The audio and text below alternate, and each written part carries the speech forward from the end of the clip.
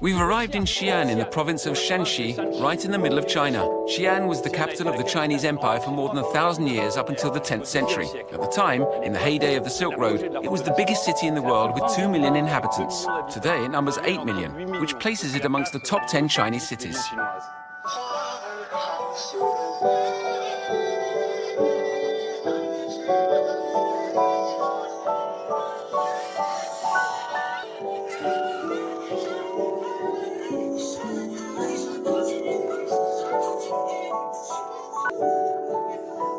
In China, morning exercise is a serious business. It's a sport, a collective ritual, a martial art, and a life discipline. In the West, we know about Tai Chi, but as you can see here in Xian, the disciplines are much more varied.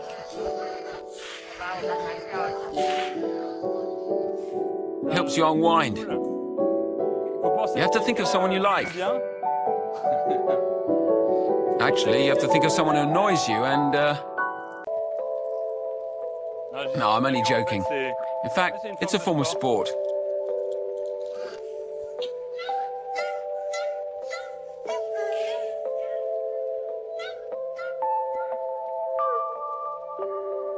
It was from Xian, formerly Chang'an, that the first Chinese emperor, Qin Shi Huangdi, managed to unify the entire country in the 3rd century BCE, which allowed the Silk Road to come about. All the merchants ended up here beneath the gateway of the Western Wall. You have to imagine the caravans coming to the end of their long trek here at the very foot of these ramparts before the Western Gate. Impatiently expected by the emperor and his court, the ambassador merchants unloaded all their wares coming from the 4 corners of Asia. There were Persian horses, lions, lynxes, jade, diamonds, woolen materials because the Chinese had neither sheep nor goats. There was also, brought from the Mediterranean, coral and even escarlate, a very fine cloth from Venice. Venetians knew that they had to send the most expensive goods in exchange for the precious merchandise of which Xian was the capital.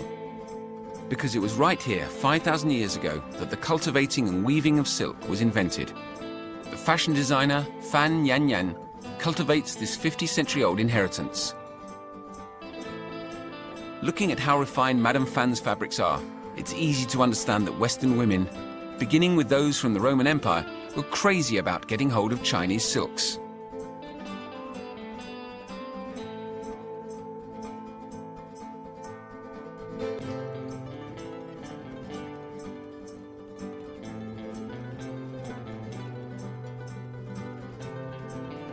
Madame Fan, where do you take your inspiration from for your creations?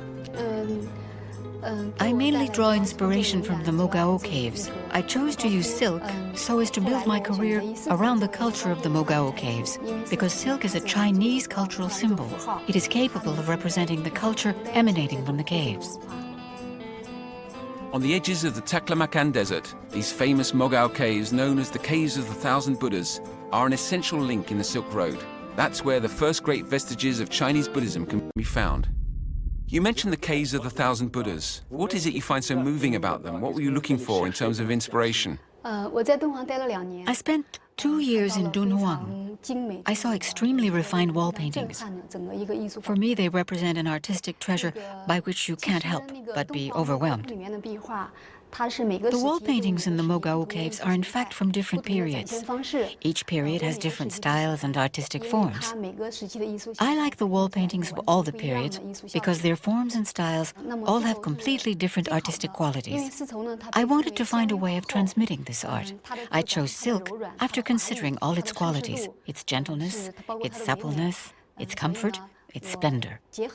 Silk fiber is considered to be the queen of fibers, as well as representing the wisdom of the Chinese people. We know that the Chinese invented silk farming. That was thousands of years ago. Today, what remains of silk in Chinese culture? Of course, the Chinese invented silk, but over the last years, the way it's used no longer transmits its noble character. Today, what I try to do is use the force of traditional Chinese culture in order to give silk a fresh definition, a more fashionable definition, more contemporary. Madame Fan, what was your first experience of silk? What led you to discover and be so attracted to this material? When I was small, not all families of the time had the means to wear silk. When I was 9 or 10, my mother brought me home a silk scarf. The first time that I touched this scarf, I adored it. It never left my side, and I didn't want to wear it. What I felt was its brilliance, its splendor, its gentleness, its comforts. Of all the clothes I'd ever worn in 10 years, I'd never known anything like it. At that moment, I fell in love with silk. This extraordinary finesse which thrills Madame Fan built the reputation of silk in the ancient world. But it also led certain moralists to denounce silk as decadent and debauched. Seneca, the philosopher of ancient Rome, denounced clothes made from a material of such indecency that they hardly cover the body. That didn't stop silk being worth more than its weight in gold. It was a major contributor to the making of China's fortune, and of Xian in particular. The city centre is still inhabited by descendants of the merchants of the Silk Road, the Hui. The Hui minority are of the Hui Muslim faith, a rarity in China. They are still important traders, and they have retained cultural and culinary habits which are very different from the rest of the country. The bazaar in the Hui Quarter is very reminiscent of Central Asia. For the numerous Chinese tourists who come here, it's very exotic. The capital of the great Jin dynasty, Xian, remains the symbol of one of the golden ages of the Silk Road when China had exchanges with the entire known world.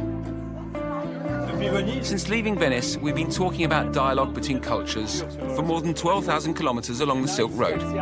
But here in Xian, at the end of the road, Obomao, they're really going for it. Do you have one in my size? Can I try one on? Obomao.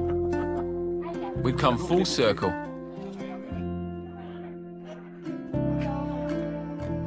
At the center of the Hui Quarter is the great mosque of Xian. With its resemblance to a Chinese pagoda, it can be considered as one of the great monuments along the Silk Road.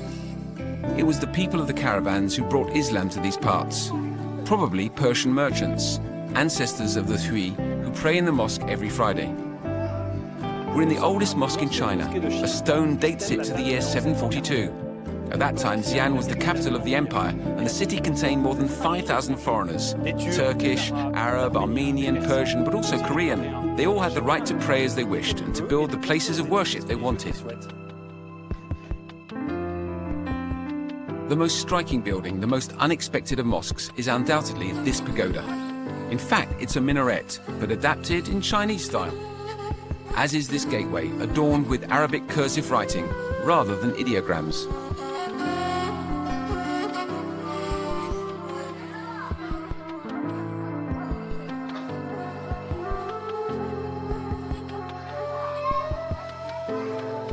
The present-day mosque, for the most part, dates back to the Ming dynasty to the 15th century. It's the work of Zheng He, a eunuch who became an admiral and rid the China seas of pirates.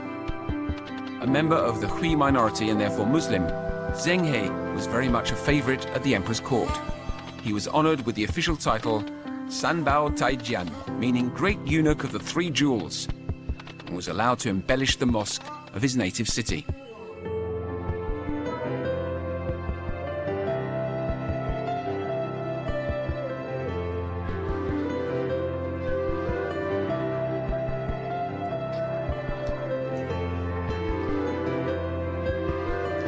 There are still about 10 million Hui in China. Generally speaking, they don't tend to stand out in the 1.3 billion strong crowd of their co-citizens.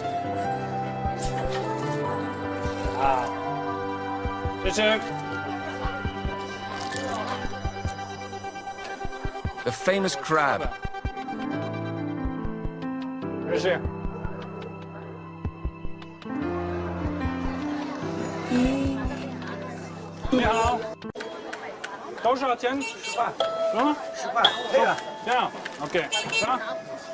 Okay, I'll take a straw.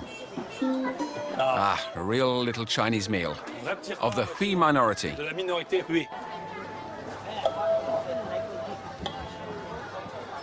In Xian, the caravans weren't only at the origin of local Islam. the Silk Road also played a role for a religion which holds a very central place in Chinese culture. Here, at the giant wild goose pagoda, you can still feel the presence of Xian, a 7th century sage who undertook a 16-year journey to India and brought back the ancient Buddhist texts, which he translated over the rest of his life. He is undoubtedly the most well-known pilgrim of the Silk Road. Pilgrim, wise man, great translator and proponent of Buddhism, Xian is quite simply one of the most well-known characters of Chinese culture. The chronicle of his 16-year journey to India is a goldmine for historians of the Silk Road. It's also the basis of one of the most popular Chinese novels, Journey to the West, which is still known by virtually all Chinese today. The head of the Institute of Religious Arts, Professor Yue Yu, is a great connoisseur of the sutras, or religious writings brought back from India. What's the importance of the giant wild goose pagoda for Chinese Buddhism?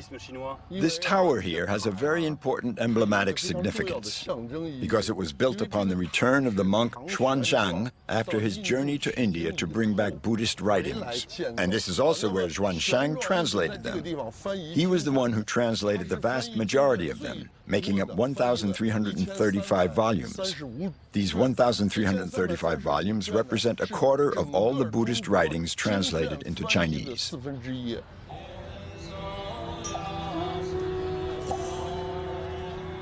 Around the 64-meter high pagoda, there's a monastery which also serves as a museum and pilgrimage center. The Indian prince Siddhartha Gautama is venerated here, known as the Awakened One, which means Buddha.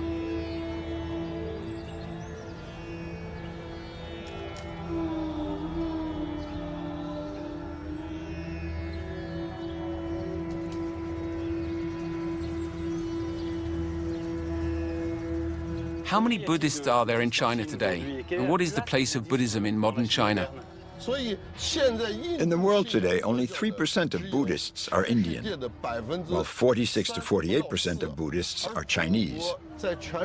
So you could say today that Buddhist disciples, those who are interested in Buddhism, or simply people who venerate and respect Buddhism, are more numerous in China than anywhere else.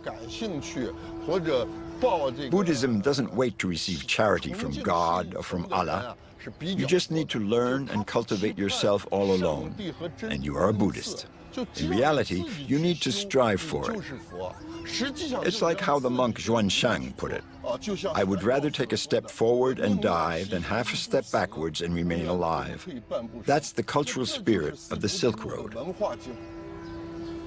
Terminus of the Silk Road for the caravans of merchants arriving from the West, Xian is therefore also a starting point, the relay point from which Buddhism spread across China. Godless religion for some, mystic philosophy for others, Buddhism theorizes on reincarnation, but also non-violence and vegetarianism.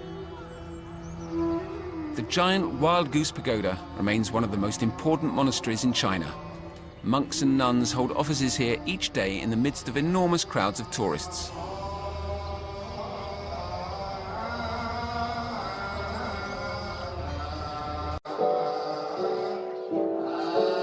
Buddhism is one of the three doctrines of Xinjiao, or three-school system, which structures all Chinese thinking.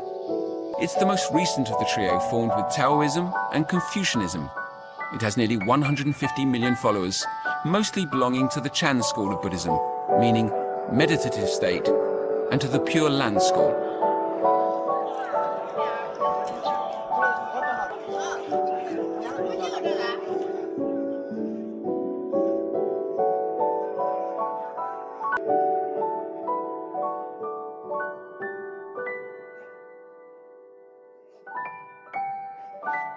A city buzzing with 8 million inhabitants, modern-day Xian well reflects what Asians call the awakening of the dragon. That's to say, the extraordinary economic boom in modern China.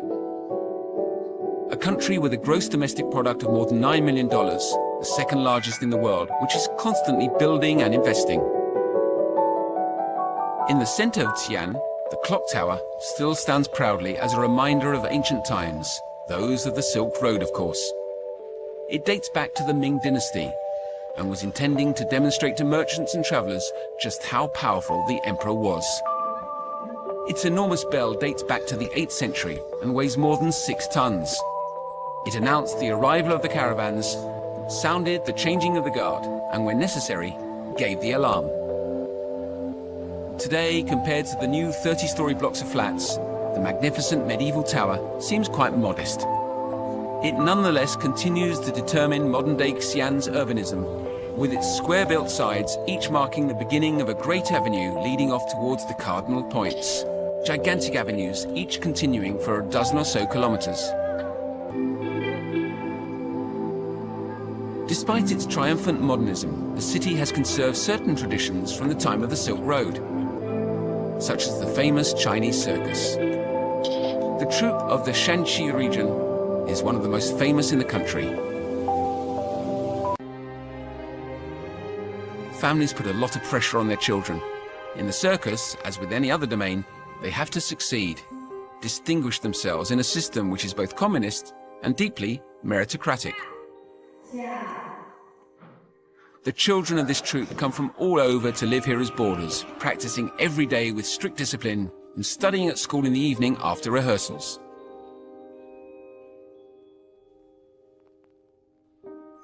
As it happens, the troupe is currently preparing a show which pays homage to the Silk Road, as Madame Chen Haiyan, the artistic director, explains to me.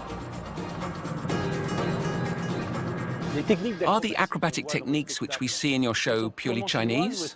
Are they passed down from the traveling artists, jugglers and acrobats who worked in the stopover places along the Silk Road? The Silk Road began in Xian, in the province of Shanxi.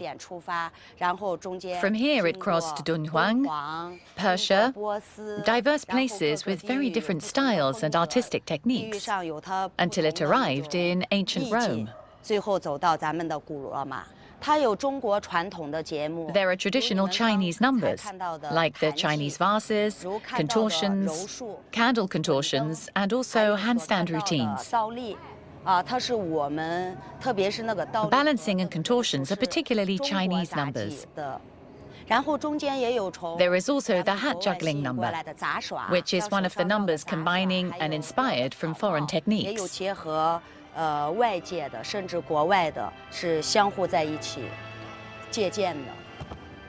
we know, Xian is the starting point of the Silk Road. As a native of Xian yourself, what does the Silk Road inspire in you? Xian and the Silk Road are inseparable. You might say that the Silk Road is a part of Xian, reaching out across different cities, and even the whole world. Being able to mix this vision of the Silk Road with the circus arts through our staging and creating a beautiful show, which we can perform for the whole world, which the inhabitants of each country will be able to come and see. I hope this will give people a better understanding of China, and that it will allow Chinese circus arts to develop. In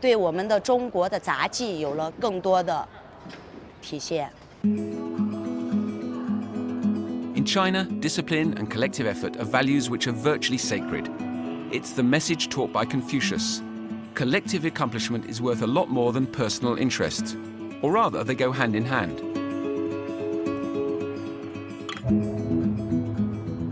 Just to the east of Xian, a staggering and unique monument precisely shows the importance and the power of the collective effort, such as Confucius presented it to the Chinese.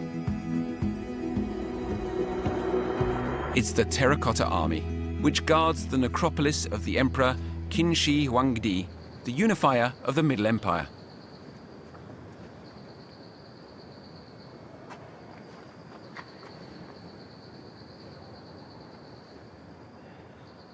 This army of 6,000 horsemen, foot soldiers, bowmen, guards the tomb of the first Chinese emperor, Qin Shi Huangdi, who died in 221 BCE. He was the one who unified the country, and by doing so permitted the opening of the Silk Road. It's said that his concubines and the architects who knew too much about it were buried alive in his necropolis. Words fail to describe this astonishing army of the shadows, which watch over the eternal rest of the sun of the sky, the deified emperor who they are meant to accompany and guard in the afterlife.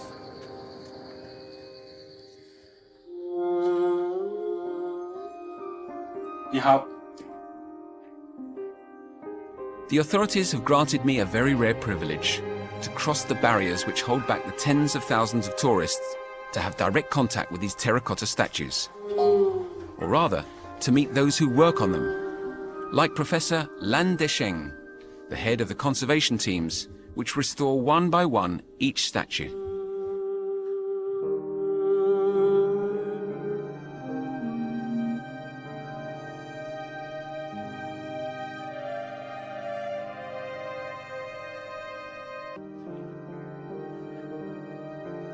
What's very striking is to see how realistic each statue is, to what point each face is different from the next. Do you think that real soldiers posed for these statues, or are they stylized? The terracotta army is made up of thousands of people, thousands of faces. There's no fixed model. The artists first made sketches, then they used a mold, which they remodeled as they liked during the creation process. They began with a basic mold for the faces, which they would then personalize. There are thousands of different faces. So, do you really think that a human posed for each statue or not? There are a number of faces which are unique, but for the others, the basic models were reworked by the sculptors and craftsmen of the time. By adding, sticking, kneading, they worked as they pleased, which increased the possibilities.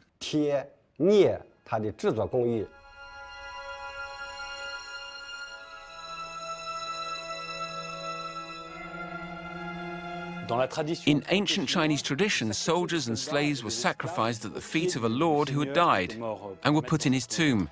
Do these statues correspond to the famous substitution theory? According to all the studies by archaeologists at the archaeological archives, before the Qin, all emperors, high-ranking nobles, and high dignitaries used living people or people from their entourage to be buried alongside them.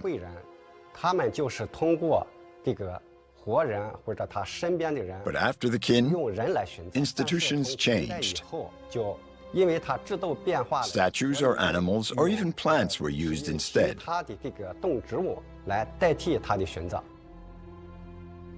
In what state do archaeologists usually find these statues?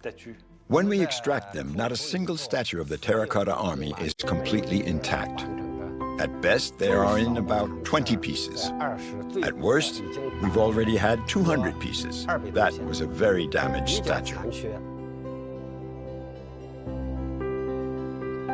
Today, a meeting is organized each day between the Emperor's legions and the ranks of modern tourists who pay homage to them by shooting quick-fire photos of them.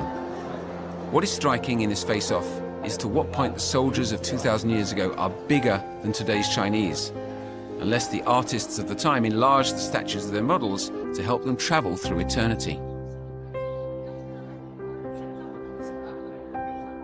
The first son of the sky, Qin Shi Huangdi, allowed the Chinese Empire to exist. He can therefore be considered as the father of the Silk Road. What could be more logical than this road finishing at his feet in his capital?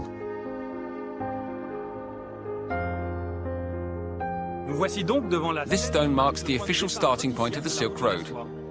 This commercial route which mixed cultures, arts and religions for millennia and which shaped our world. After traveling slightly more than 12,000 kilometers, this is where the road ends for us. This Silk Road fascinated Marco Polo and all the other caravan merchants, acting like a mirage, a magnet to awaken the curiosity and desire to continue to the end of the Orient. It's had the same effect on me. But like for these anonymous merchants who for centuries were the vectors of knowledge and the arts, one day, like all good things, the journey has to end.